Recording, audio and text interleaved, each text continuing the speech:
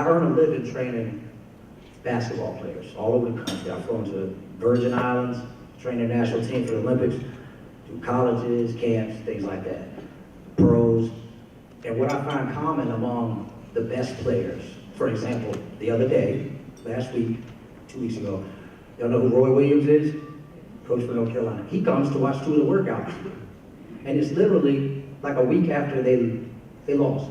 He got on a plane, he flew to see Andrew Wiggins, who would be the first pick of the draft if the rule didn't say they had to go to college for 1 year. And then he came to see my 2 kids, who are number 2 in their class. They're 14 and 15 years old. Okay? It's business.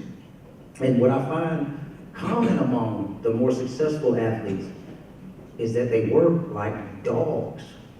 If you don't want to work, I'm not talking, it's fine. Your coaches probably don't like it. But if you really want to go get paid, you don't have to tell anybody. Your work will show. Your game will tell on you. I didn't work out at all in college. I went to practice and did other things.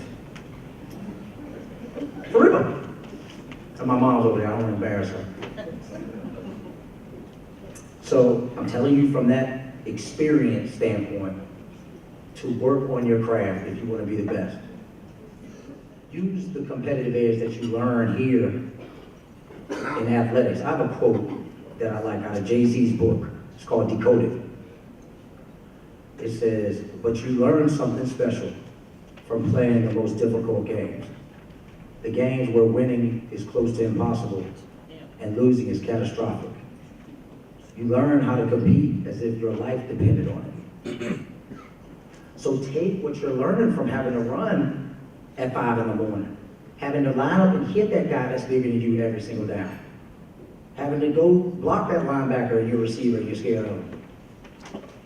Take what you learn from that and then apply it to your life, to your spiritual life, to your relationships with people.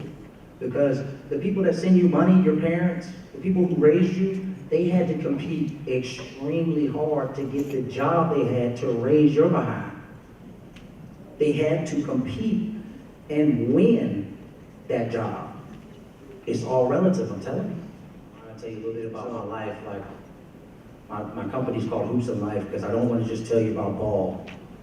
I want to tell you about life. And I had a rough, I came from, my parents took great care of me. I never wanted anything, let alone needed something.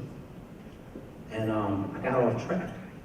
So, and I went through some rough times in my life. I remember getting saved at his church. And I still struggled after that. But I just remember a time in my life where I prayed, I read, I wrote out what I heard, and I meditated on that word. And God showed me the vision. He showed, y'all don't think I'm crazy, he already showed this picture, what I see right now, he showed this to me 7 years ago. He showed me a vision. I started bawling. I started crying. Like, for real, I'm going to be all right. I'm going to be telling my story. I'm going to be making money, too. I'm going to be making money. Now, the boosters, they know what real money is, but I got to use that to them. But, really? And it came after actually seeking him.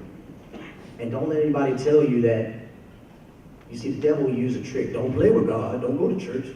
Don't read because you're playing with God. You know, that's why Jesus died. Because we're not perfect. He knows that. So when in doubt, if there's nothing else you get out of what I'm saying, you know, everything turned around. He showed it to me, and now it's coming to pass. Parents happy. They can sleep.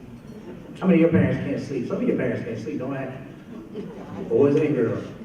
Girls, you're exempt. Y'all look nice though, y'all look nice.